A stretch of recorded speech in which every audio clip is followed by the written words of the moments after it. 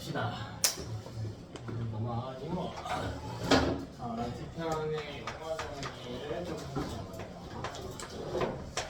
오늘은 뭐 첫 주라서 그렇게 어려운 진도도 아니고 빡빡하게 빼지도 않을 거라서 최대한 용어 정리랑 예시들 암기 좀 많이 하시고요. 문제풀이도 많이 안 나갈 겁니다.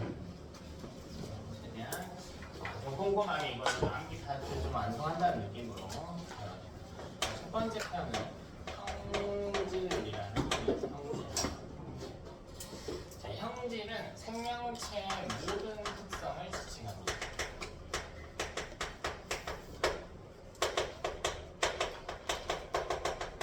생명체의 모든 특성을 지칭합니다. 우리 몸의 귀의 모양이 어떠한가? 또한 혈액형은 무엇인가? 어떤 유전병을 가지고는 있는가? 쌍꺼풀이 있는가 없는가? 보조개는 있는가 없는가? 피부색은 어떤가? 키는 어떠한가? 근육의 분포는 어떠한가? 이런 모든 게 다 형질입니다. 인간은 굉장히 많은 형질을 가지고 있겠죠? 이 형질 중에서도 선천적인 형질이 있고 후천적인 형질들이 있을 텐데, 예를 들면 제가 쌍꺼풀 수술을 했다고 해봅시다. 이건 후천적으로 얻은 형질이겠죠? 제가 뭐 운동을 많이 했대요. 제 근육이 좀 마동석 아저씨 마냥 커졌대. 이것도 후천적인 형질일 겁니다. 됐나? 네, 선천적인 형질들 위주로 이야기할 겁니다. 요거는 내 어떤 생활 습관과 크게 상관이 없는 것들, 뭐 내 혈액형이 무엇인가 이런 것들. 자, 두 번째는 변이라고 하는 거죠. 변이는 차이입니다. 차이와 거의 똑같은 말이에요. 변이하면 자꾸 돌연변이 생각하는데 아니요. 둘이 아예 다른 용어고요. 변이는 그냥 차이입니다. 차이는 차이인데 뭔 차이냐면 주로 같은 종 내에서 형질의 차이를 지칭합니다. 그러니까 우리 지금 다 같은 인간이죠? 같은 인간, 우리 호모 사피엔스. 자, 우리끼리 차이가 있어요, 분명히. 피부색의 차이도 좀 있을 거고, 뭐 머리카락 색깔의 차이도 있을 거고, 곱슬기의 차이도 있을 거고요, 귀의 모양의 차이도 있을 거고, 이런 모든 차이를 다 변이라고 이야기해요. 자, 아주 사소한 차이도 전부 다 변입니다. 예를 들면 내가 뭐 얼굴에 점이 있어. 누구는 없어. 이것도 변인 거야. 무당벌레가 2마리가 있는데 한 놈은 점이 1000개인데 한 놈은 999개야. 이것도 변이야. 그래서 그냥 차이라는 표현이에요. 자, 변이도 마찬가지로 그럼 선천적인 변이가 있고 후천적인 변이가 있겠지. 선천적인 변이와 후천적인 변이가 있겠다. 자, 우리 세 번째로 선천적인 것만 따진다고 했어요. 여기서는 선천적인 변이의 원인에 대해서 따진다. 자, 이건 무조건 두 가지입니다. 딱 두 개예요. 딱 두 개. 자, 두 가지 다 외워주셔야 돼. 자, 첫 번째는 돌연변이야. 자, 우리 아까 새로운 종들이 출현하면서 잠깐 돌연변이에 대한 이야기를 했는데 잠깐 유전자 이야기를 하면 부모가 뭐 A라는 유전자를 갖고 있다라고 했습니다. 근데 이렇게 자식한테 내려줘야 되는데 이때 갑자기 뭐가 오냐면 이 중에 하나가 변환이 돼가지고 알파라고 하는 유전자가 오는 겁니다. 이게 돌연변이에요. 자, 돌연변이 매우 중요합니다. 자, 매우 중요한데 자, 돌연변이가 있어야만이 최초로 어떤 형질이 등장할 수 있어요. 이런 걸 발현이라고 해요. 최초 형질 발현에 관여합니다. 사실 물고기끼리 아무리 생식을 해봤자 팔이 나올 수는 없다고요. 그 과정에서 뭔가 새로운 유전자가 출현해줘야 우리 종의 진화가 될 수 있을 겁니다. 그래서 돌연변이는 사실 진화의 원동력이 됩니다. 아주 중요한 거예요. 그러니까 돌연변이 없었으면 우리는 꼴랑 해봐야 남세균에서 멈춰 있었어야 됩니다. 다이나믹한 변화가 있어야 되잖아요. 다이나믹한 변화를 만들어낼 수 있는 게 돌연변이. 기존에 없었던 유전자가 출현하는 거니까요. 네, 돌연변이는 뭐 그렇게 희귀하게 일어나는 현상도 아닙니다. 우리 살아가면서 우리 몸에 그러니까 이런 돌연변이를 자꾸 뭐에 대해 개체관계에 생각하는 경우가 많은데 뭐 예를 들면 우리 뭐 SF 영화 같은 거 보면 뭐 방사능이 누출돼가지고 크기가 집채만한 멧돼지가 나오고 뭐 이런 것들이 있죠. 그러니까 그런 돌연변이 개체에 대한 이야기가 아니라 유전자 하나하나에 대한 이야기야. 이런 돌연변이는 꽤나 흔하게 일어납니다. 자, 두 번째면 뭐가 있냐면 유성생식. 자, 이거는 같은 부모에게서 자손이 분명히 나왔어요. 근데 가질 수 있는 유전자 조합이 뭐 유전 지금 자세히 할 건 아닌데 중3 때 했던 멘델의 분리법칙 생각하면 엄마가 둘 중에 몇 개죠? 한 개, 아빠도 둘 중에 하나도 조합하는 거예요. 조합해보면 라지 A, 라지 A 이렇게 올 수도 있고 라지 A, 스몰 A 이렇게 올 수도 있고 스몰 A, 스몰 A 이렇게 올 수도 있는 거잖아. 됐나? 봐봐. 우리가 형제자매가 있다라고 할 때 형제자매랑 본인 사이에 남매까지 포함해서 자, 그 사이에 변이는 있어요, 없어요? 없어요. 없어? 있어요. 변이는 뭐라 그랬어? 변이가 차이. 뭐라? 차이 예, 또 똑같이 했어요. 네. 예. 있겠지. 우리 클론이 아니니까요. 있겠죠. 당연히 있겠지. 자, 그럼 그 차이가 예를 들면 나는 쌍꺼풀이었고 동생은 쌍꺼풀이 있다라고 해볼게. 그럼 이때 내가 쌍꺼풀이 없고 있는 이유가 주된 이유가 뭐냐면 라지에는 쌍꺼풀을 갖게 하는 거거든요. 스몰에는 쌍꺼풀을 안 갖게 하는 유전자야. 그럼 동생은 스몰A 받았기 때문인 거죠. 나는 뭐 받았기 때문이야? 라지 받았기 때문인 거지. 그러니까 대부분의 원인들이 이런 식일 거 아니야. 내 보조개 유무 같은 것도 그렇고 동생하고 차이가 난다면 피부색의 유무도 그렇고 갑자기 내가 기존에 없던 돌연변이가 생겨가지고 쌍꺼풀 없는 돌연변이 이런 차이는 아니잖아. 그러니까 그런 차이가 있을 수도 있죠.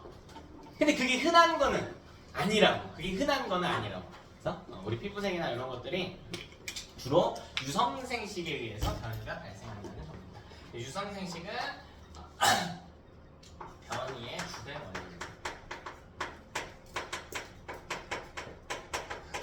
주로 발생하는 건 유성생식 차이 때문이에요. 돌연변이가 매번 일어나는 게 아니니까 우연의 일시로 갑자기 일어나는 거니까. 둘의 차이를 볼게. 그럼 저한테 빨간색 물감이 있거나 파란색 물감이 있다라고 해봅시다. 여러분도 하나씩 다 팔레트를 갖고 있다라고 해볼게. 자, 이걸 갖고요. 우리 마음대로 뭐 할 거냐면 색깔을 막 섞을 거야. 색깔. 그럼 누구는 빨간색만 쓰면 뭔 색이야? 좀 빨간색, 파란색만 쓰면 파란색일 거고 섞으면 반반 섞으면 보라색 이거죠. 그치? 근데 여기서 빨간색 비중이 조금 높은 애도 있을 거고 파란색 비중이 좀 높은 애도 있을 거 아니야. 그러니까 우리가 이걸 랜덤으로 섞으면 우리가 만든 색깔은 보통 어때요? 다르겠죠. 무작위적인 조합이 발생할 테니까 이게 유성생식이야. 됐나? 근데 이런 사람들이 정말 많은 사람들이 있는데 뭐 수백만 명이 그 짓거리를 하고 있다고 해봅시다. 근데 길 가다가요 어떤 아저씨가 초록색 물감을 누구 팔레트에 뚝 떨어뜨렸어. 그 사람은 무슨 색을 갖게 되냐 갑자기? 초록색을 갖게 되겠지. 그럼 이 사람 이 팔레트에는 아예 새로운 색깔이 발생할 수 있겠죠. 이걸 섞을 수 있게 되니까 이게 뭐야 얘들아? 갑자기 초록색이 생긴 게 변이 중에 돌연변인 거지. 근데 사실 우리 팔레트의 색깔이 다른 이유는 이 초록색 물감이 떨어지는 경우가 갑자기 뚝 떨어지는 경우가 흔할까? 그건 아니지. 사실 대부분 다른 이유는 이걸 섞었기 때문인 거잖아. 그러니까 유성생식이 이 느낌인 거라고. 돌연변이는 뭔가 갑자기 뿅 튀어나와서 새로운 가능성을 열어준 게 돌연변이인 거예요. 됐나? 그러니까 여러분 진화하면 차이가 나야 되잖아 어쨌든. 그러니까 진화의 원동력이 되는 건 유성생식이 아니라 돌연변이죠. 근데 주된 변이의 원인, 차이를 만드는 주된 변이의 원인은 유성생식이다. 약간 주의해야 될 게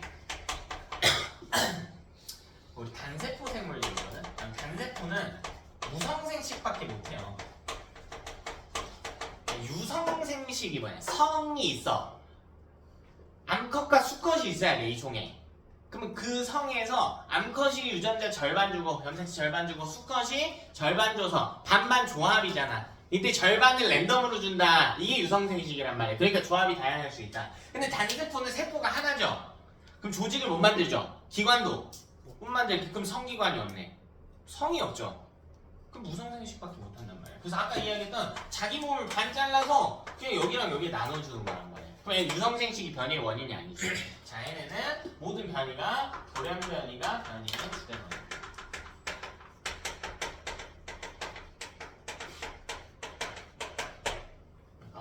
유성생식을 하는 종이라면 유성생식이 주된 변이의 원인이 되겠지만 유성생식을 못하는 애들은 돌연변이밖에 변이의 원인을 갖지 못한다. 변이의 원인 두 개 외워야 된다고 해서 돌연변이와 유성생식, 돌연변이와 유성생식 둘의 차이점도 명확하게 인지하시고.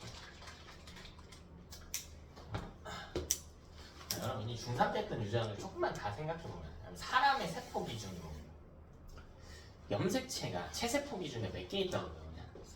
40몇 개. 오, 이거 그렇게? 40몇 개. 근데 이게 24 23쌍이에요. 그러니까 엄마가 1번부터 23번 염색체를 쌍으로 갖는 거야. 1번 염색체 한 쌍, 2번 염색체 한 쌍, 3번 염색체 한 쌍 이렇게 갖는 거거든. 이렇게 23쌍을 갖는 거야. 아빠도 마찬가지야. 근데 자식한테는 몇 개를 줘야 될까? 엄마가 23개를 줘요. 그러면 이렇게 선택하는 거. 1번 중에 하나를 선택하는 거야. 왼쪽 거 줄까? 오른쪽 거 줄까? 이렇게 선택하는 거야. 물론 의도적인 선택은 불가하고요.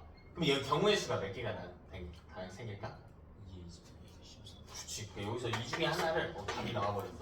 난자에 갖는다고 생각할 때 1번 염색체에 대한 경우의 수가 2개, 2번 염색체에 대한 경우의 수도 2개야. 이거 담일지 이거 담일지. 3번 염색체에 대한 경우의 수도 2개입니다. 왼쪽 거 담일지 오른쪽 거 담일지. 이거를 왼쪽 이것도 있고 왼쪽 오른쪽도 있고 왼쪽 이렇게 있을 거 아니야. 이거를 경우의 수로 생각해보면 2의 23제곱개의 염색체 조합이 발생한단 말이야.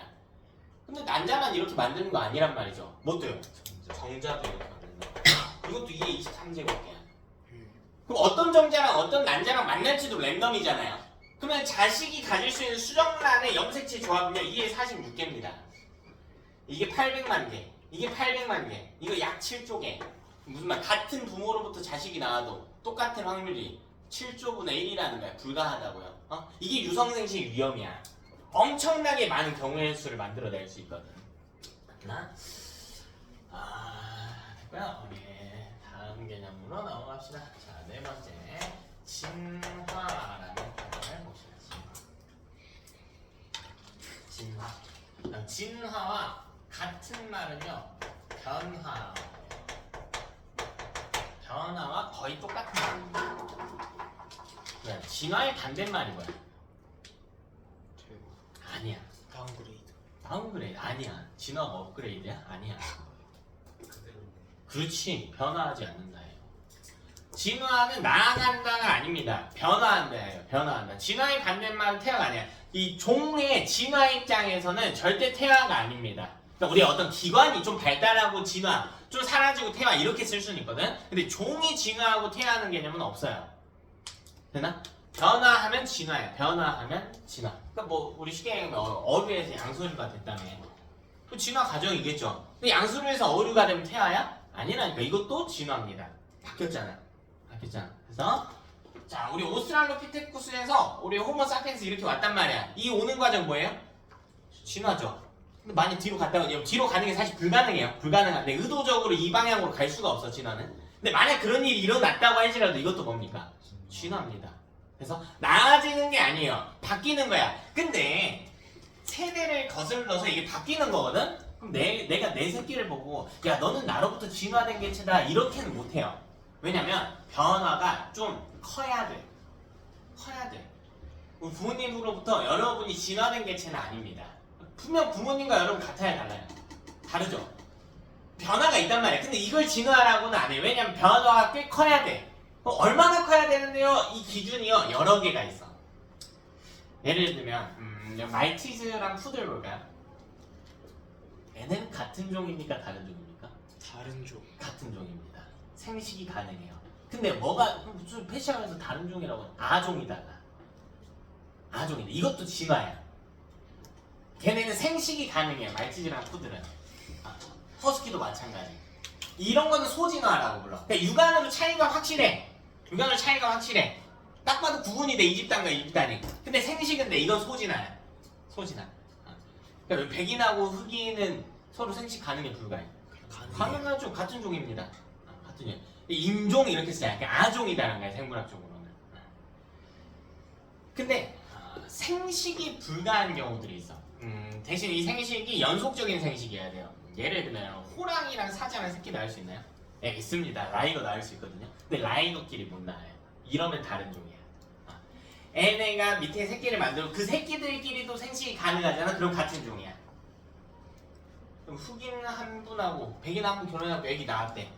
황인 한 명하고요 흑인 한 명하고 결혼하고 애기 낳았대. 그 둘이 새끼 낳을 수 있어 없어? 있잖아. 같은 종이야. 그러니까 세대를 거슬러서도 가능하면 같은 종인데 이게 불가하면 다른 종이거든. 이걸 대진화라고 그래. 통합강의에서 이야기하는 진화는 보통 대진화예요. 아예 확실히 차이가 나야 됩니다. 그럼 이런 진화는 제가 그래서 아까 지질시대 이야기하면서 중간 과정들을 계속 보여드렸던 거예요. 어류에서 한 번에 아따 밖에 지금 오존층도 있고 안에는 살기 빡빡하니까 나가야겠다. 내 새끼는 도롱뇽이 되라 얍! 할 수 있어 없어? 없죠. 그게 아니지. 내가 도롱뇽이 되라 이것도 말도 안 되는 거고. 그러니까 내 새끼 중에 누군가가 우연히 도롱뇽하고 비슷하게 생긴 애가 나왔고 그 중에 또 돌연변이가 있어서 더 비슷해졌고 현생 파충류와 비슷해지는 이런 과정이란 말이야. 그러니까 차이가 커야 되고요. 이런 차이는 단순간에 발생할 수 없어요. 돌연변이가 우연의 일치에 의해서 또 그 방향으로 쌓여야 되거든요. 우연으로. 그러니까 얘는 핵심 표현이 뭐냐면 여러 세대예요. 자, 진화가 일어나려면 무조건 여러 세대를 거쳐야만 가능합니다. 한 세대에는 불가해요. 한 세대에는 불가능합니다. 그래서 여러 세대를 거치면서 변이가 누적된 상태여야 됩니다. 네, 이제 뭐 얼마나 누적됐냐에 따라서 소진화, 대진화 이렇게 나눌 수도 있지만, 자,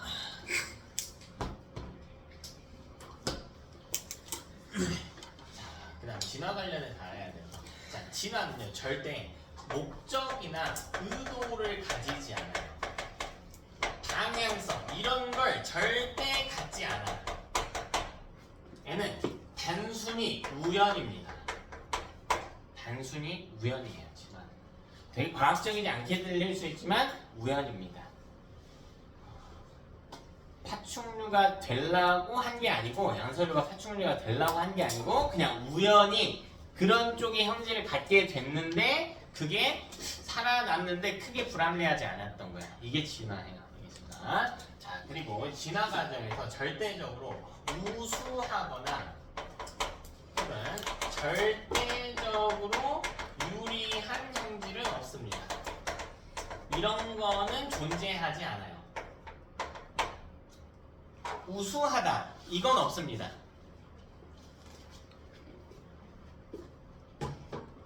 그럼 어떤 표현을 써야 되냐면 이 진화가 아니라 어쨌든 바뀌었는데 그게 생존에 너무 불합리해. 그럼 살 수 있어 없어? 없겠죠.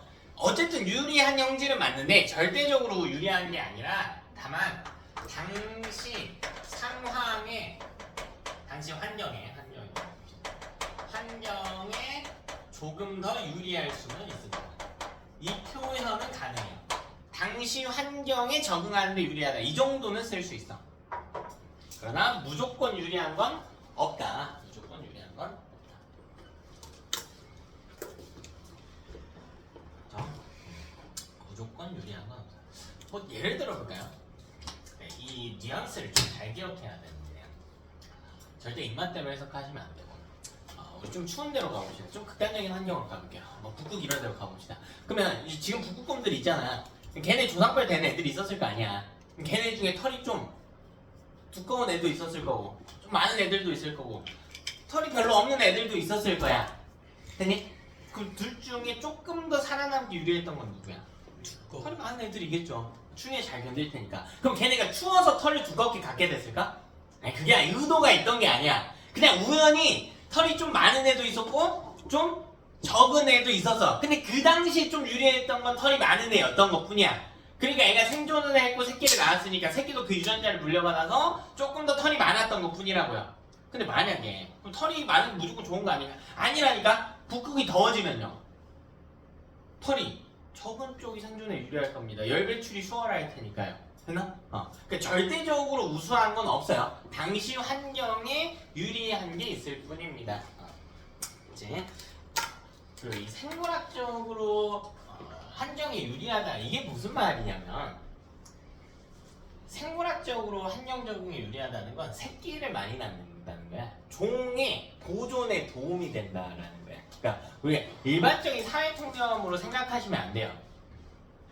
여러분이 생각하는 어떤 저 사람은 좀 우월한데 이런 느낌이 있는 사람들이 있겠죠. 이 사람은 약간 내 아이돌이야. 저 그룹이 아니고 약간 이상향에 가까운 이런 사람이야. 저 사람의 인생살이는 좀 괜찮았던 것 같아. 그럼 그 사람이 우월한 건가 생물학적으로? 아닙니다. 그런 건 존재하지 않아요. 뭐 예를 들어 내가 고 정주영 회장님의 인생사를 보고 좀 열심히 사신 것 같네. 사람도 괜찮고 우월하네. 그렇게 생각을 할 수는 있지. 그럼 그분이 그러니까 우리나라에 뭐 돈 많고 인성 좋고 잘생기고 이런 사람들이 무조건 사람 많이 나요? 새끼 많이 나? 아니 그건 또 아니잖아. 그러니까 우월하다는 건 생물학적으로 존재할 수 없는 표현이에요. 이건 존재하지 않아요. 여러분 생각하는 것과 좀 다르게 접근하셔야 됩니다. 자, 그럼 이 진화에 대해서 이야기하는 아저씨가 둘이 있습니다. 첫 번째는 라마르크의 이름보다는 이론의 이름 용불용설이라고 되어 있습니다. 자, 이건 라마르크라고 하는 과학자의 주장이에요. 라마르크라고 하는 과학자의 주장입니다. 자, 라마르크는 뭐라고 주장을 하냐면 뭔가 여러분이 사용하다 보면 용불용이야. 사용하거나 사용하지 않거나. 사용하다 보면 발달한대. 어떤 기관을요 사용하다 보면 발달한대. 사용하다 보면 발달한대. 그때 내가 또라이 마냥 맨날 하루 종일 뛰어댕겨. 맨날 뛰어댕겨. 그럼 다리 근육이 좀 어떻게 될까? 발달해 있겠죠. 그치? 심폐지구력이 발달해 있을 거 아니야. 자, 이런 형질을 얻을 수 있게 됩니다. 자, 이런 게 바로 후천적 형질이죠. 뭐 획득 형질이라고도 이야기하는데 이걸 후천적 형질이라고 이야기합니다. 라마르크는 이런 후천적 형질이 있다. 그럼 가능합니까? 불가능합니까? 가능하죠. 그렇겠지. 근육이 발달하겠지. 자, 그러면 무슨 일이 일어나냐면 내 새끼도 다리 근육이 짱짱할 거라는 거지. 유전이 된다라는 겁니다. 자, 이제 보통 모델로 나오는 게 이제 기린에 대한 이야기인데 기린이 자꾸 위에 있는 이파리를 먹으려다 보니까 목을 많이 길게 뻗어요. 그래 목이 어떻게 됐다고? 그러니까 새끼가 나왔을 때 목이 길다고. 이렇게 이야기하는 거야. 그럼 이게 되냐 안 되냐는 거야. 될까 안 될까? 안 됩니다. 안 돼요. 안 돼요. 자, 왜 안 되냐면 자, 내가 목을 많이 길게 뺀다고 해서 내 유전자에 있는 염기서열이 목 긴 유전자로 바뀌는 건 불가능해. 유전자는 안 바뀌거든요. 이게 된 게 아니고 단순히 뭐냐면 그냥 목 근육이 늘어난 것뿐이야. 목 긴 유전자로 바뀐 게 아니라. 그러니까 나는 분명 목 근육은 길게 가져요. 잘 생각해봐야 되나? 부모가 자식한테 물려주는 건 근육일까 유전자일까? 유전자거든요. 그러니까 이거는 후천적인 형질은요 유전자에 기록되지 않는 정보예요. 유전자에 기록되지 않아. 내가 헬스를 너무 많이 해서 막 근육이 막 헬창들 마냥 막 헬창이라는 표현 좀 그렇다. 몸 좋은 아저씨들 마냥 막 빵빵해져 있어. 그치? 근데 그렇다고 해서 내 유전자에서 근육 세포를 많이 만드는 유전자로 바뀌는 게 아니라니까? 그냥 그 유전자가 많이 발현되는 것 뿐이야. 근육을 만드는 유전자가. 그냥 그것을 가지고 만드는 횟수가 늘어난 것 뿐이에요. 됐나? 요거는 유전자에 기록되지 않습니다. 그러니까 얘는 유전이 될 수가 없습니다. 따라서 이건 오류가 됩니다. 이게 라마르크의 주장입니다. 사실 요새 와서는 유전자 단계에서는 좀 각광받는 이론이긴 한데 통합과학에서는 쓰지 않아요. 자, 이거는 아예 그냥 틀렸다라고 보시면 됩니다. 틀렸다. 후천적인 형질은 획득 형질이라고도 하는데 획득 형질은 유전되지 않습니다. 획득 형질은 유전되지 않아. 자, 그래서 요거에 대항하는 자연 선택설이 등장합니다. 자, 자연 선택설은 뭐냐면 다윈의 주장이거든요. 찰스 다윈의 주장이었는데, 자, 다윈은 그런 건 아니고 목을 쓰다 보니까 길어진 건 아니고, 아니 뭐라고 하냐면 최초의 생태계에 과잉 생산의 단계가 있었어라고 이야기해요. 과잉 생산의 단계가 있었어. 자, 그 대멸종 이후 같은 상황을 보면 돼. 이때 대멸종 같은 게 일어나면 생태계가 거의 리셋되니까 경쟁자가 확 줄어들겠죠. 그러니까 이때 새끼를 많이 낳을 수 있다고. 엄청 많이 낳을 수가 있다. 엄청 많이 낳을 수가 있다. 근데 이런 토끼가 막 새끼를 많이 낳게 되는 거야. 기본적인 생태계에서는 토끼를 잡아먹는 포식자 숫자도 늘었을 거 아니야. 늑대도 늘었겠죠. 그럼 토끼 숫자가 어떻게 되는 거야? 주로 이렇게 조절이 된단 말이야. 근데 이런 리셋된 생태계에서는 그런 일이 많이 없다고요. 그런 일이 많이 없어요. 경쟁이 그렇게 빡세지 않으니까 처음에는 새끼 많이 낳아도 괜찮습니다. 그때 거의 다 죽어 있거든. 그러면 이게 많이 낳는데 왜 중요하냐면 새끼를 많이 낳으면요 새끼마다 차이점이 있을 테니까 변이가 충분히 많았을 것이다 라고 이야기해 다윈은. 변이가 충분히 많았을 거야 이렇게. 변이가 충분히 많았을 거야. 이러다 보면 근데 문제가 발생합니다. 자, 토끼가 너무 많아. 그러니까 지들끼리 뜯어먹을 풀을 경쟁해요. 지들끼리 싸웁니다. 또 누군가는 늑대한테 잡아먹히기도 할 거고. 됐나? 자, 우리 노폐물 같은 게 막 이제 서식지에 쌓이겠죠. 그러니까 내 서식지가 좁아지기 시작합니다. 그래서 생존 경쟁이 일어나요. 이 이후에 생존 경쟁이 발생해요. 이후에 생존 경쟁. 생존 경쟁이 서로 막 치고받고 싸우고 잡아먹고 이게 아니야. 그냥 누군가가 살아남을지가 결정됐다라는 겁니다. 누군가 살아남을지 결정됐다. 누군가는 죽었고 누군가는 뭐 했다고 그냥 살아남았다고. 그럼 다윈은 뭐라고 이야기하냐면 이때 살아남은 애가 자연의 선택을 받았다라고 이걸 자연 선택이라고 부릅니다. 자연 선택은 무슨 말이냐면 살아남았고요. 새끼를 만들어냈다. 생식을 했다. 번식을 했다. 요게 자연 선택이에요.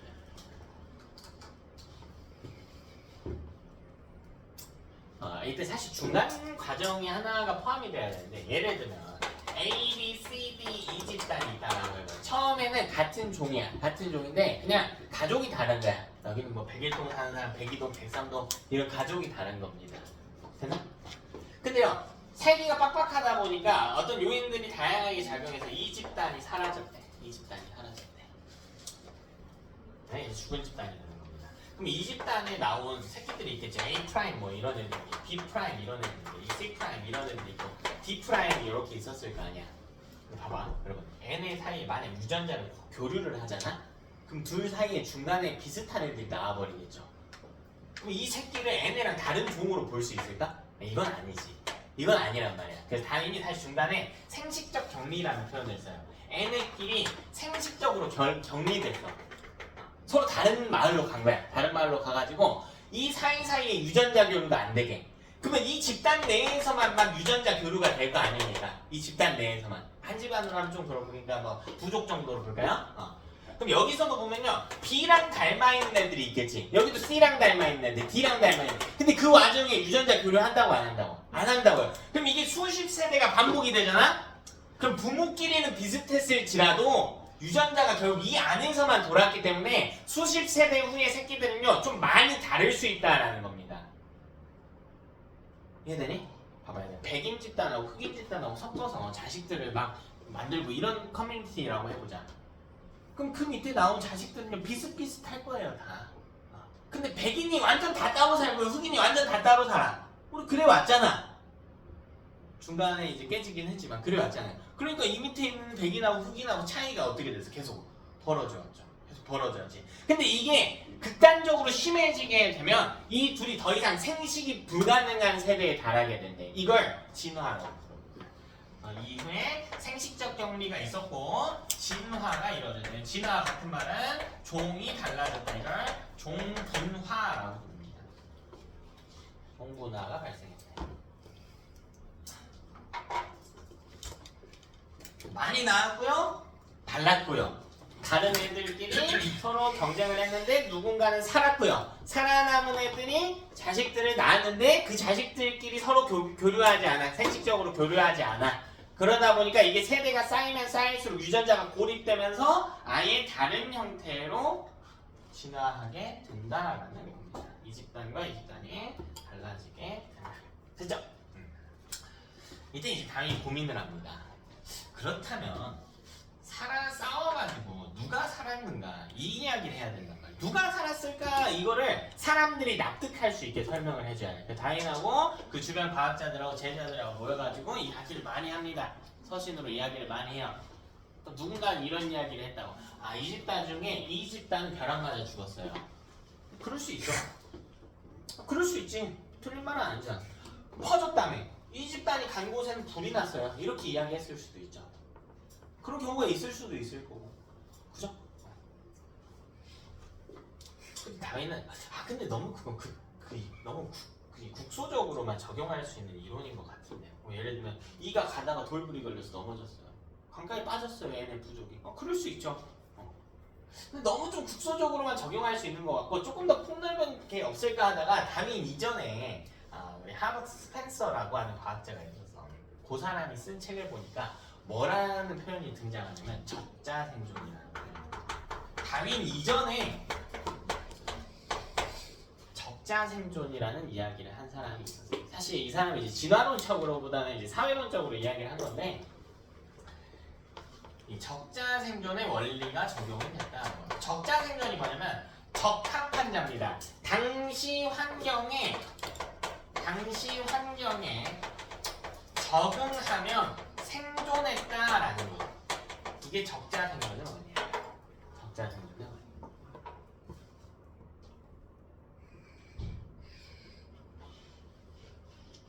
다윈이 자연 선택, 적자 생존하고 자연 선택 구분을 못 하던데 자연 선택이 더 큰 논리예요. 어쨌든 살았고 번식하고 그게 길어지다 보니까 종이 나눠진다 이건데 적자 생존은 그 와중에 어떻게 살았는가를 설명하는 거지. 벼락맞았다가 아니라 애가 환경에 적응할 능력을 갖추고 있었기 때문에 살았다 이 이야기입니다. 예를 들어 봅시다. 일단 여기 이 진화에 대해서 착각하면 안 되는 게 실제로 그렇지 않지만 당시 환경에 적응하기에 유리한 애들을 제가 집단을 순위로 꽂아볼게요. 자, 제일 유리한 애를 1번, 그 다음 1번만큼은 아니지만 잘 사는 애를 2번, 그럼 적당히 사는 애를 3번, 그 다음 4번, 그 다음 5번. 5번 아무것도 못해. 이 중에 누가 살아납니까? 1번이 살아남나요?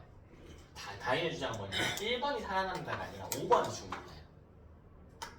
가장 우수할 필요가 없다는 거죠. 다만 자신만의 무기를 적응할 수 있는 형질을 최소한 몇 개는?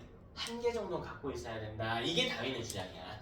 그러니까 이 차이가 다이나믹한 거야. 만약 최우수 형질을 가진 집단만 살아남잖아? 그럼 이 밑에 자손들은 계속 일과 비슷한 애들만 있어야 돼. 그럼 생물적으로 다양해진가요? 아니죠. 다양하단 말이야 지금. 그래서 우리 아까 대멸종 이후에 종수 늘어난 거 보면 다양해져야 된단 말이야. 그래서 요렇게 죽는다라고 이야기한 거야. 5번만 죽는다. 이 이야기를 한 거거든요. 그럼 이 상황을 한번 말로 한번 바꿔볼게요. 기린에 조상뻘 되는 생물종이 있었다라고 해봅시다. 그럼 그 자식들 중에 다윈 이론대로 한번 따라가 보자. 새끼를 많이 낳았겠죠. 새끼 많이 낳았을 겁니다. 그러면 목 길이가 좀 어땠어요? 다양했겠죠. 다리 길이도 어땠어요? 다양했겠죠. 달리기 속도도 다양했겠지. 됐나? 자, 그럼 이제 뜯어먹을 풀이 많이 없어. 그래서 슬슬 생존 경쟁을 하긴 해야 돼. 내가 먼저 먹어야 돼요. 자, 그러면 그 집단들 중에 누가 있었냐면 목이 긴 애들이 있었대. 얘는 나름의 무기가 있어요. 무슨 무기가 있는 거예요? 목이 기니까 뭐 할 수 있어? 위에 있는 이파리를 독점해서 먹을 수 있죠. 됐나? 그럼 목이 매우 짧은 애들, 거의 막 개마냥 짧은 애들, 기린하고 비교했을 때 그럼 갑자기 차이가 확 나죠. 그런 애들이 있었을 거라니까. 과잉 생산이 있었으니까. 그럼 얘네는 무조건 죽었을까? 아니야. 얘네 중에 누가 있었냐면 달리기 빠른 애들이 있었어요. 그럼 얘네는 자신만의 무기가 있어. 이걸 어떻게 활용할까? 빨리 가서 멀리 있는 걸 뜯어먹고 살면 된단 말이야. 얘네가 초식동물의 기원이에요. 근데 그 중에서 발톱이 좀 날카롭고요. 식물은 근데 소화는 잘 못해. 대신 발톱이 좀 날카롭고 이빨이 날카로운 애들이 있어. 얘네는 같이 뛰어온 초식동물 잡아먹어요. 이게 육식동물의 기원이란 말이야. 그러니까 목 짧다고 다 죽는 게 아니야.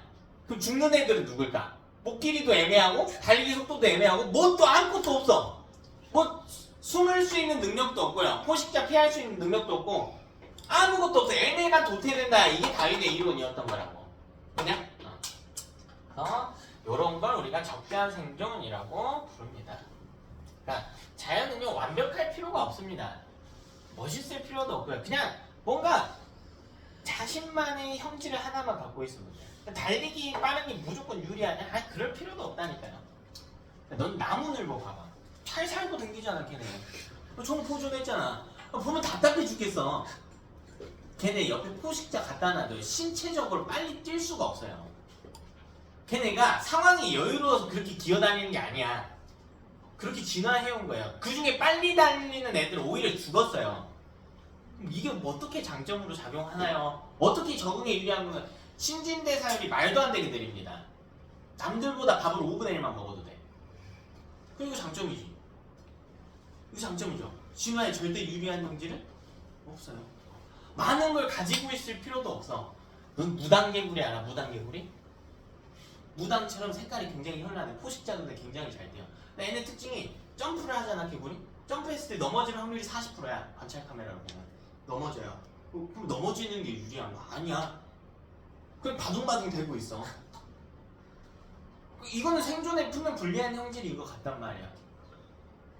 또 그렇다고 색깔이 주변 컬러에 잘 맞춰져가지고 잘 숨을 수 있는 것도 아니야. 얘가 가진 무기는 딱 하나입니다. 독. 독 하나예요. 그러니까 아무것도 안 가져도 돼. 하나만 가져도 돼. 하나만. 그래서 이게 적자 생존이야. 이해되지? 이게 적자 생존입니다. 그럼 무단개구리가 살아남으려고 독 가졌을까? 아니지. 이것도 그렇죠. 살아남으려고 독 가진 게 아니야. 그냥 그렇게 모질 같은 애들이 몇 마리 있었어. 수도 없이 많이 있어서. 근데 그 중에 누군가가 어떻게 가지게 된 거야? 우연히 가지게 됐는데 그 우연히 가진 게 당시 환경에 생존하기엔 유리했으니까 살아남았던 것뿐이라고. 그래서 제가 계속 진화의 뉘앙스를 여러분한테 언급해드리고 있어. 미디어에서 접했던 거 다 갖다 버려야 돼요. 다 갖다 버리고 이렇게 받아들이셔야 됩니다. 자, 다음으로 넘어갑시다. 그럼 그걸 대표적으로 보여주는 사례가 잠깐 그거 하기 전에 다인의 한계만 하나 볼게요. 다인의 한계는 다윈은 다른 건 다 이야기를 했는데 유전적인 원리를 설명하지 못했습니다. 제일 간단한 사례로 보면 목 긴 기린과 짧은 기린이 키가 큰 나무밖에 없는 지대에 놓여 있었대. 그러면 이때는 적응하기 유리한 애가 누구야? 긴 애겠죠. 그래서 라마르트는 뭐라고 하냐면 다 그냥 또이또이인데 자꾸 목 쓰다 보니까 길어져서 새끼가 길었다 이거고, 다윈은 그게 아니라 애초에 우연히 긴 애도 있고 우연히 짧은 애도 있었는데 긴 애가 살아남았어. 그래서 걔가 새끼를 낳을 기회를 얻었고 새끼를 낳았더니 새끼의 목이 긴 거야 라고 이야기한 거라고. 얘는 부모가 쓰다 보니까 길어져서 그걸 물려준 거고, 얘는 부모도 애초에 길었고 그걸 물려준 거고, 이 차이인 거지. 다 했는데 사람들이 물어봐. 근데 목이 긴 기린의 새끼의 목은 왜 깁니까? 이렇게 물어봐. 왜 기냐? 왜 길어요? 그 유전자를 받았어요. 그렇지, 목이 긴 뭘 받았으니까. 이 단순한 한마디 설명을 못한다. 왜냐면 이 시대에는 DNA나 유전자가 발견되지 않았어요. 그래서 원리 설명을 못했다는 겁니다. 이 정도의 한계만 있었다. 당시의 한계도 지금 뭐 그것까지 설명이 가능하니까. 어쨌든 이 진화를 보여준 대표적인 사례 하나만 좀 봅시다. 남모양 적혈구 빈혈증. 너무 어려운 거 아니에요. 그냥 보면 사례로 하나 보여줄게. 적혈구가 이렇게 남모양으로 생겼어. 우리가 알고 있는 일반적인 형태의 정상적인 적혈구가 아닙니다. 자, 그럼 이걸 갖게 된 사람은 왜 가졌을까? 우연히. 우연히 갖게 됐습니다. 자, 근데 이 적혈구의 특징은요, 산소 운반 능력이 현저히 떨어집니다. 현저히 떨어져요. 헤모글로빈 개수가 너무 적어. 보통 적혈구 하나당 헤모글로빈이 2억 분자 정도 갔는데 얘는 이렇게 될까 말까 막 이래. 너무 적어. 산소를 잘 운반을 못해. 대신에 얘는 말라리아에 대한 저항성이 있어. 그럼 이거예요. 우리나라 같은 데서 이 인구를 조사를 해보니까 남모양 적혈구 가진 사람이 별로 많지가 않아요. 근데 말라리아 창궐 지역, 뭐 적도 이런 데 가서 보면 이 인구의 비율이 높은 거야. 우리나라에 없는 게 아니야. 많지 않아. 이게 뭘 이야기하는 거냐면 당연히 이걸 갖고 있으면 적도에서 살아남기엔 좀 어때? 유리하죠. 근데 우리나라 자손들이 이걸 가질 이유는 없죠. 그러니까 의도가 없다는 겁니다. 우연이라는 거예요. 거기서도 우연히 이런 일이 발생을 했는데 말라리아가 창궐하다 보니까 그 사람들이 조금 더 뭐 했을 뿐이야? 생존했죠. 그래서 자식을 낳았다고. 그 자식도 그런 유전자를 받았을 테니까 말라리아 유전자의 비율이 늘어나 있다는 겁니다. 간단한 사례지만 정확하게 이 원리를 보여주는 거지. 비율이 적고 많다를 통해서 의도가 없다. 우연이다. 그리고 절대적으로 유리한 형질은 없다라는 걸 보여주는 겁니다. 이 지역에선 저항성 갖고 있는 빈혈이 좀 있더라도 말라리아 치사율 거의 100%예요. 거의 100%야. 빈혈이 좀 있더라도 말라리아 저항성 있는 게 살아남기에 유리했다. 이걸 보여주는 사례가 됩니다. 됐죠? 다 했고요. 했고요. 마지막 내용하고 교재 짜투리 내용 살짝 보고요. 문제 몇 개 풀고 오늘은 간단하게 마무리합시다. 자, 다음으로 시험에 거의 100% 나오네요. 자, 문제에서 볼 거야. 항생제 내성세균 실험입니다. 그럼 1차적으로 우리 항생제가 뭔지는 알아야 됩니다. 항생제가 뭔지는 알아야지. 항생제는 세균의 세포벽을 파괴하는 애.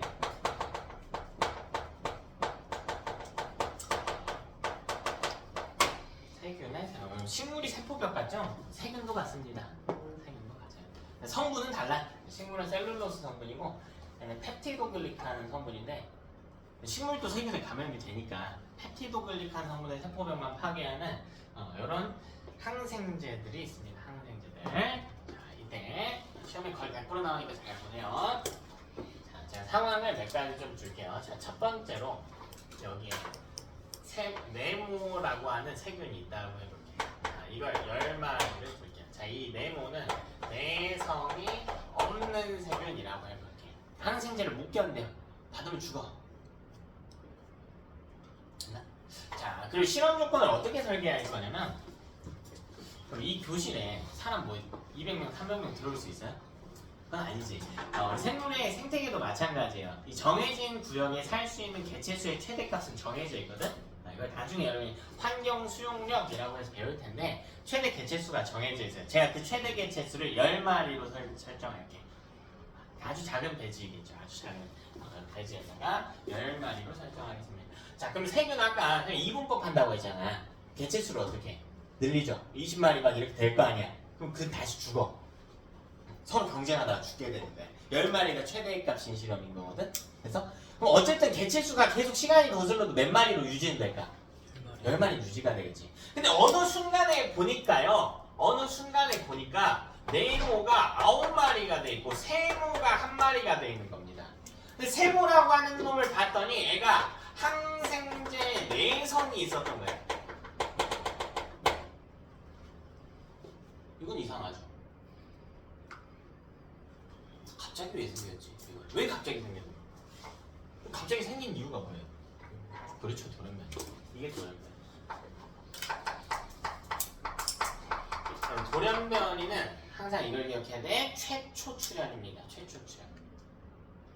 최초 출현. 세모가 없었는데 생겼잖아. 세모가 만들어질 구실이 없는데 갑자기 어디서 튀어나왔냐?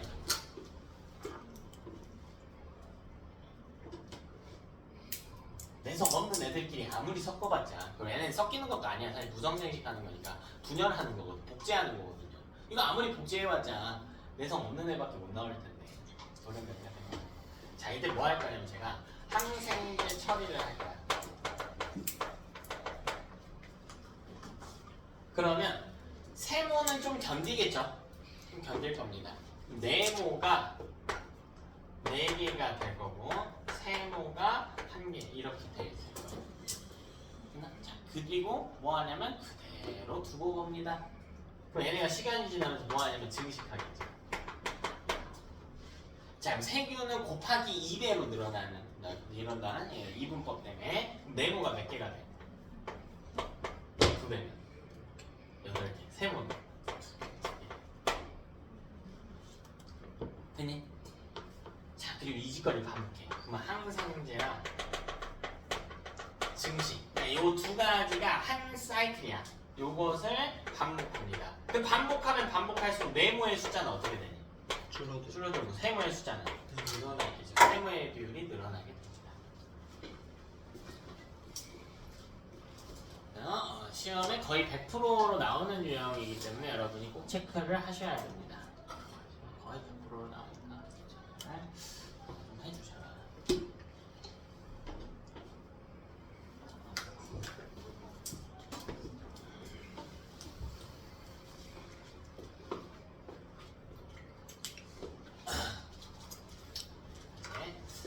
시험은 어떻게 나오냐면 일단 제일 중요한 거 요거. 자, 이 과정 볼게요. 여기만 한번 봐봐. 세모 있었어 없었어? 여기는 최초 출현이지. 이거 뭐라고? 돌연변이. 자, 여기 봐봐. 세모 1개였지? 여기 몇 개 됐어? 2개. 늘었네? 돌연변이야? 아니야. 이건 최초 출현은 아니야. 있었는데 늘었잖아. 이건 뭐예요? 그냥 증식인 거야. 0에서 1이 된 건 돌연변이지만 1에서 2가 된 건 증식이야. 차이점 구분할 수 있겠니? 문제마다 어떻게 나올 수가 있냐면 애초에 이 전체 과정이 나올 수도 있고요. 전체 과정 설명했으니까 실험이 어디부터 나올 수도 있냐면 여기부터 나올 수가 있어요. 여기부터. 그럼 애초에 내성색이 있었어요? 없었어요? 아니 여기부터 한다고. 실험을 여기부터. 이렇게 실행한다고. 있었죠? 그럼 이 실험은 돌연변이가 포함되지 않은 실험인 거야. 차이점 알겠어요?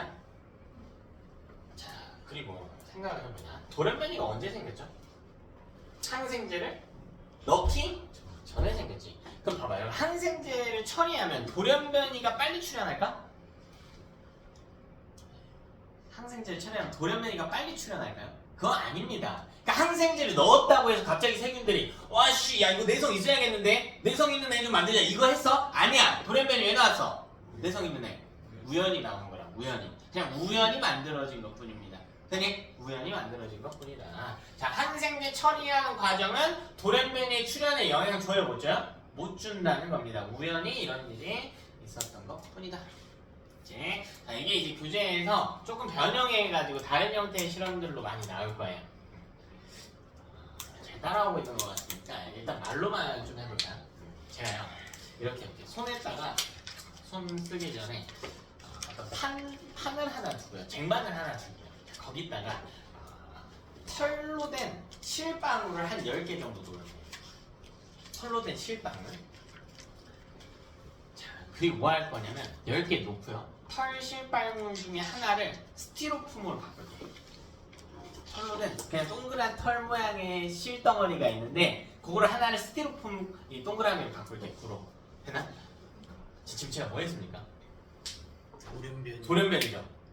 이게 돌연변이 최초로 만들어져.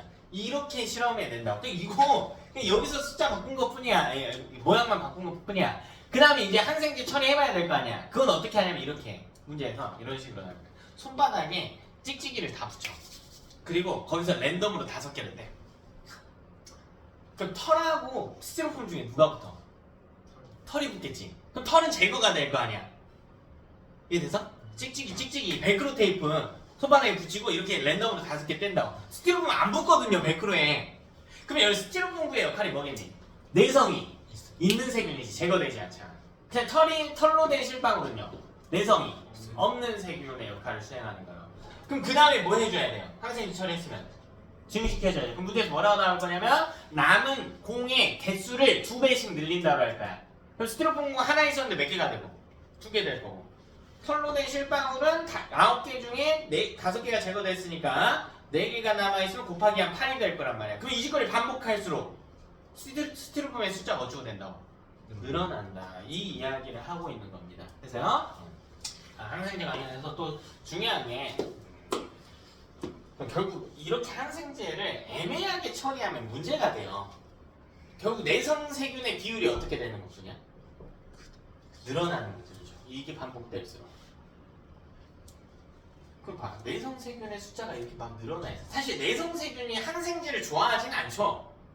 잘 생각해. 내성이 있다고 항생제를 좋아할까? 그건 아니지. 그냥 항생제 왔을 때 좀 뭐 할 뿐이에요.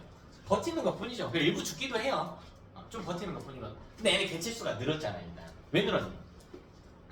증식과 그 증식을 할 수 있었던 이유는 뭐예요?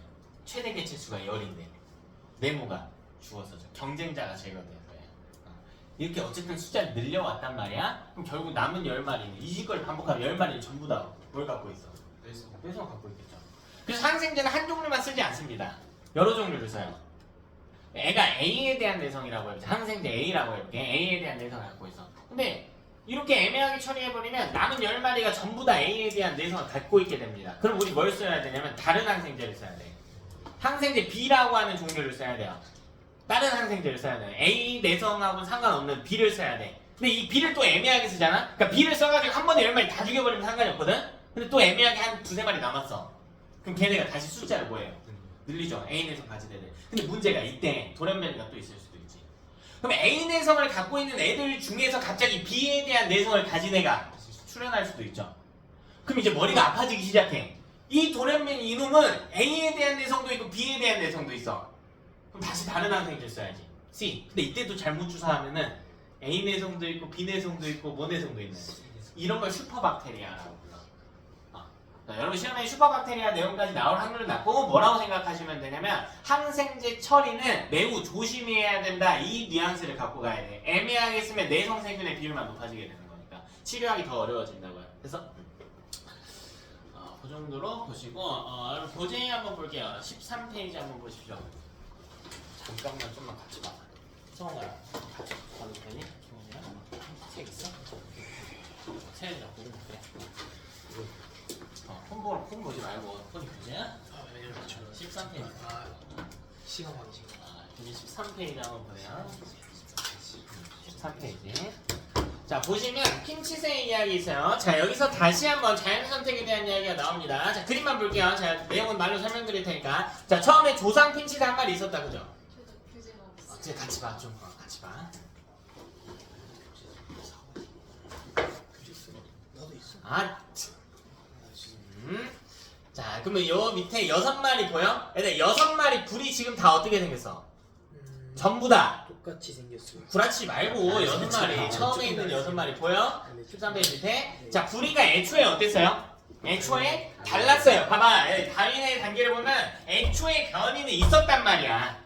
애초에 변이가 있었다고 됐어? 자 걔네가 갈라파고스 제도 섬이 여러 개 있어. 여러 군데로 날아간 거야. 근데 예를 들면 선인장이 있는 섬이 있대. 선인장이 있는 섬에서는 부리가 긴 애들이 생존에 유리해요. 왜냐면 그 사이에 기어다니는 벌레들 콕콕 찝어먹어야 돼. 그럼 부리가 뭉툭하면 다 안다. 안 닿겠죠. 뭐 얼굴에 찌르고 난리 날 거 아니야. 못 먹는단 말이야. 부리가 긴 애들이 유리했다고요. 그럼 잘 봐봐 얘들아. 선인장이 있는 섬으로 부리가 긴 애들만 갔을까? 아니라고. 얘네가 무슨 커뮤니티에서 야 우리 어디 가면 좋으면 이러진 않을 거 아니야. 그냥 우연히 갔어. 그냥 선인장 있는 섬에 불이 긴 애 갔어 안 갔어? 갔다니까. 불이 작은 애도 갔다고. 불이 뭉툭한 애도 갔다고. 근데 거기서 누가 살아남았다고? 생존. 긴 애가. 이해돼서? 자 이게 뭘 보여줘요? 진화에는 방향성이 없다라는 걸 보여준다. 의도도 없다. 그 밑에서 보면 단단한 씨앗이 많은 섬이 있대. 그럼 여기 불이 긴 애 갔어요 안 갔어요? 갔다니까. 갔어. 불이 큰 애도요. 갔어요. 딱딱한 애들도 갔어. 근데 그 중에서 단단한 씨앗 깨먹기 유리한 놈은 부리가 단단한 놈이었을 거라고. 이해되냐? 이런 식으로 차이점이 발생했다. 걔네가 살아남았다. 그림 보면 세 번째 그림 보면요. 4마리씩 있는 거. 5마리냐? 4마리씩 있는 거. 그림 보면 긴 애들 4마리가 표현되어 있는데 긴 애들 4마리가 간 게 아니에요. 긴 애도 갔고 뭉툭한 애도 갔는데 긴 애들이 살아남은 걸 보여주는 겁니다. 그치? 애초에 변이가 있었고 의도를 가지고 움직인 것도 아니다. 이걸 기억해야 됩니다. 내 책이다. 지성 선생. 나와. 바빠나. 교재 뒤로 넘어와가지고요. 자 14페이지 한번 보시죠. 14페이지 39번 문제 한번 볼게요. 다음 변이와 관련된 실험이다. 가와 나가 제시되어 있다. 가 보면 뭐 푸른색 깃털을 갖고 있는 애가 있었는데 너네 봐. 오케이. 갑자기 무슨 색깔이 생겼대? 갑자기 흰색이 생겼대. 얘들아 파란색끼리 아무리 섞어봤자 흰색 나와? 못 나오지. 이거 뭐예요? 도련변 되니? 자 나는 보니까요 뭐 이것저것 섞었대요. 밝은 색하고 어두운 색인데 그거 섞었대. 자손이 밝기도 하고 어둡기도 하는데 이건 뭡니까? 이게 유성생식인 거라고. 이해되냐? 자 다음 오른쪽에 42번 문제 빨리 볼게. 애벌레 있었어. 처음에 애벌레 색깔 어땠어? 처음에 애벌레 색깔 다양했죠. 그냥 변이는 애초에 있었다는 거야. 갑자기 생긴 게 아니라 애초에 있었어요. 변이는. 차이는 당연히 있지. 자 근데 얘네가 이파리 위에 올라가 있는 그림이 나와 있어. 자 그리고 옆에 뭐 누가 얘네 먹고 있어. 뭔지 물고기인지 뭔지 모르겠어. 포식자가 먹고 있어요. 자 근데 먹는 애의 색깔을 잘 보세요. 무슨 색깔이에요? 좀 진한 색이죠. 그죠? 이파리랑 색깔이 좀 다르지. 네. 이파리랑 색깔 비슷한 애 잡아먹혀 안 잡아먹혀? 안 잡아먹혀. 이게 자연선택인 거라고. 이 운빨인 거지. 만약 이게 진한 이파리였으면 누가 잡아먹혔겠니? 밝은 애. 그렇지, 밝은 애가 잡아먹혔겠지. 됐어? 그러니까 절대적으로 유리한 현실이 아니야. 그냥 이 지역에 있는 이파리가 좀 밝아서 이런 일이 일어났던 것 뿐이지. 이게 반복되면 저희가 되는 것 뿐이야. 44번, 45번을 같이 볼게요. 44번 보면요. 모든 세균은 내성이 없었대. 근데 다음 보니까 뭐래? 내성 세균이 우연히 출현했대. 돌연변이가 포함된 실험입니다. 되냐? 자 밑에 실험 볼게. 자 그림 보면 1번하고 2번 배지 보면요. 빨간색 세균 까만색 세균하고 흰색 세균이 있었단 말이야. 네. 애초에 있었죠? 네. 돌연변이 없죠, 이거. 이건 돌연변이가 없다고. 아. 자, 애초에 까만색도 있었고 흰색도 있었잖아. 걔네의 비율이 어떻게 됐어? 달라졌지. 예. 네. 근데 흰색이 없다가 출현한 게 아니라고요. 이건 돌연변이가 아닌 거라고. 그래서 돌연변이가 포함된 실험과 포함되지 않은 실험을 구분할 수 있으면 된다. 뭐 크게 어렵지는 않고요. 네, 마지막으로 한 문제만 좀 볼게요. 이것도 보긴 해야 되는데. 자, 62페이지 한번 볼게요. 62번 19쪽에 62번. 자, 요것도 내용 한번 여러분이 꼭 읽어보셔야 돼요. 김치새에 관련된 이야기가 있다. 자, 기업과 니은은 부리가 분명 다르게 생겼다. 애초부터 다르게 생겼다. 근데 문제에 나와 있는 게 크고 단단한 씨앗일 때, 그럼 이걸 까먹으려면 부리가 부러지면 안 되니까 부리가 좀 어때야 돼? 단단했어야 됐을 것이다 라는 거죠. 됐나? 내용은 어렵지 않고 난이도 상인데 다 여기 파트는 크게 상이라고 볼 게 없어. 그럼 이 뉘앙스만 꼭 잘 챙겨가시면 돼요. 그럼 애초에 부리는 어땠다? 같았다 달랐다. 달랐다. 근데 걔네가 단단한 부리는 그럼 왜 갖고 있어? 그렇지, 우연히 갖고 있었다. 그 먹이는 단단한 씨앗이 왔어. 왜?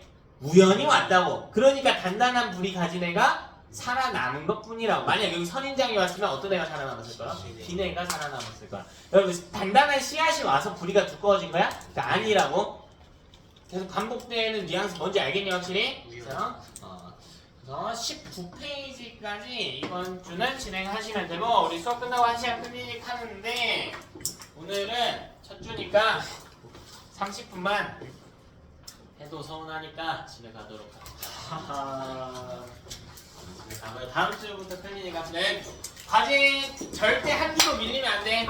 우리 무슨 기간? 내신 기간. 그리고 이번 주 내용 많지도 않죠?